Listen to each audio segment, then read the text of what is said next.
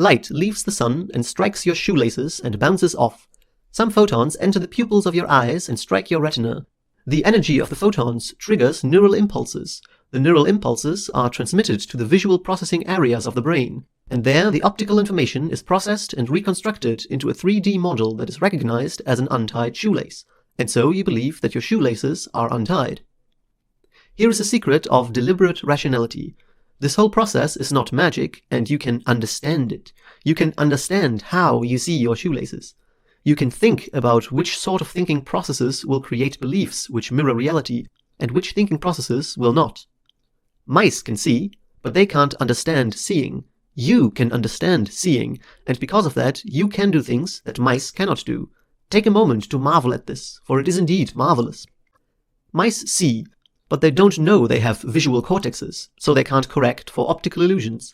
A mouse lives in a mental world that includes cats, holes, cheese, and mousetraps, but not mouse brains.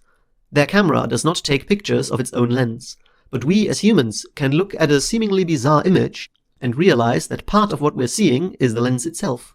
You don't always have to believe your own eyes, but you have to realize that you have eyes. You must have distinct mental buckets for the map and the territory, for the senses and reality. Lest you think this a trivial ability, remember how rare it is in the animal kingdom. The whole idea of science is, simply, reflective reasoning about a more reliable process for making the contents of your mind mirror the contents of the world. It is the sort of thing mice would never invent. Pondering this business of performing replicable experiments to falsify theories, we can see why it works. Science is not a separate magisterium, far away from real life and the understanding of ordinary mortals. Science is not something that only applies to the inside of laboratories. Science itself is an understandable process in the world that correlates brains with reality. Science makes sense when you think about it, but mice can't think about thinking, which is why they don't have science. One should not overlook the wonder of this, or the potential power it bestows upon us as individuals, not just scientific societies. Admittedly, understanding the engine of thought may be a little more complicated than understanding a steam engine, but it is not a fundamentally different task.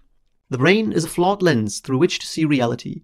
This is true of both mouse brains and human brains, but a human brain is a flawed lens that can understand its own flaws, its systematic errors, its biases, and apply second-order corrections to them.